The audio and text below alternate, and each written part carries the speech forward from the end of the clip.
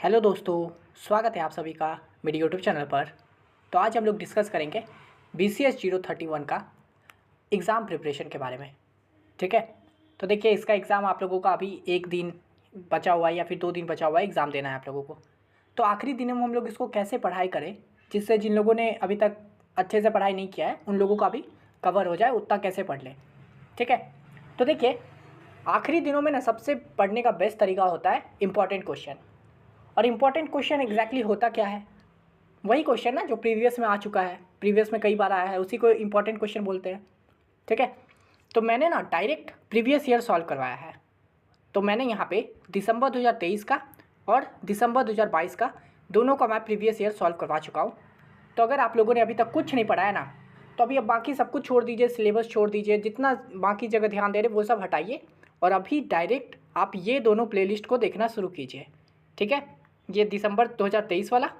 ठीक है, यहाँ पे देखिए इसमें मैंने 6 क्वेश्चन बताया और एकदम अच्छे से सभी क्वेश्चन को, इसका एक एक क्वेश्चन को एकदम डिटेल वर्जन में बताया हुआ हूँ। जो भी मैं कोड बताया हूँ उसको अच्छे से समझाया हूँ, एक एक लाइन समझाया हूँ, जिसके बारे में भी मैंने एक्सप्लेन किया है उसको एकदम अच्छे से किया है। ठीक है, तो ये तो हो गया दिसंबर 23 का, देख लीजिएगा। और मैंने इसका दिसंबर 22 का भी बना दिया है, तो आप इसे भी देख लीजिएगा। ठीक है, यहाँ पे भी वीडियो मिल जाएगा, छोटा छोटा वीडियो है, तो एकदम आप 1.5x 2x पे लगा के धड़ाधड़ देखना शुरू कीजिए।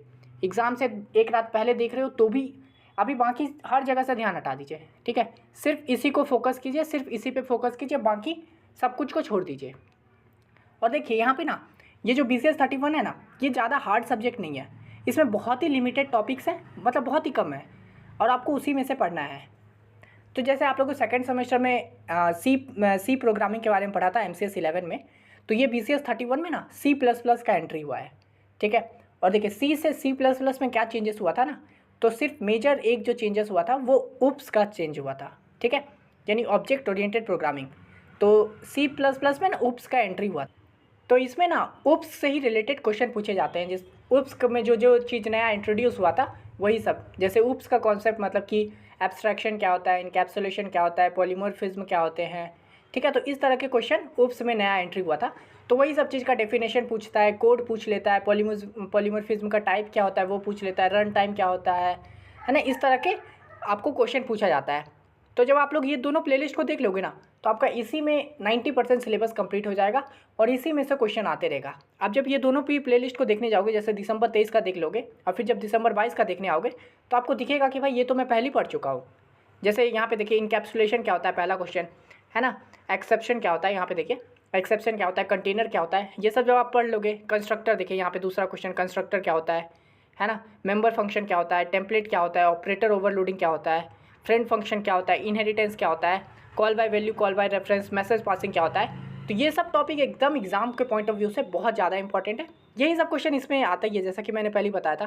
देखिए यहाँ पे फिर से इनहेरिटेंस क्या होता है, एक्सेप्शन क्या होता है, ऑपरेटर ओवरलोडिंग क्या होता है ना, मेमोरी एलोकेशन क्या होता है, गो टू स्टेटमेंट क्या होता है, देखिए फिर से एब्स्ट्रैक्शन क्या होता है, इनकैप्सुलेशन क्या होता है, उसके बाद इनहेरिटेंस क्या होता है, देखिए फ्रेंड फंक्शन आ गया, फिर से पॉलीमॉर्फिज्म क्या होता है, फंक्शन ओवरलोडिंग ओवरराइडिंग क्या होता है, डू वाइल लूप क्या होता है, क्लास टेम्पलेट क्या होता है, वर्चुअल फंक्शन क्या होता है। समझ रहे हो?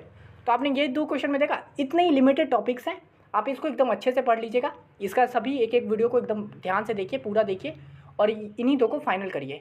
ठीक है, और देखिए कुछ बातों का ध्यान रखिएगा, जो भी क्वेश्चन को करोगे ना उसको एज अ टॉपिक समझना, मतलब एज अ टॉपिक हम पढ़ रहे हैं, उस क्वेश्चन में क्या बोल रहा है वो चीज़ भूल जाइए। आप अगर एब्स्ट्रैक्शन के बारे में पढ़ रहे हो तो आप पूरा ध्यान लगा दीजिएगा कि मैं अभी एब्स्ट्रैक्शन के बारे में पूछ रहा हूँ, पढ़ रहा हूँ, ये क्वेश्चन क्या है मुझे नहीं पता। ठीक है, तो आपसे जहाँ पे भी एग्जाम में जैसे ही आएगा कि भाई व्हाट इज़ एब्स्ट्रैक्शन या एब्स्ट्रैक्शन का कोड क्या होता है, आपने जो पढ़ा है वो लिख के आइएगा। ठीक है, बिल्कुल आपने जो पढ़ा है उसको लिख के एकदम आ जाना है, कुछ छोड़ने का ज़रूरत नहीं है। इनकैप्सुलेशन आपने पढ़ा है, लिख के आ गया।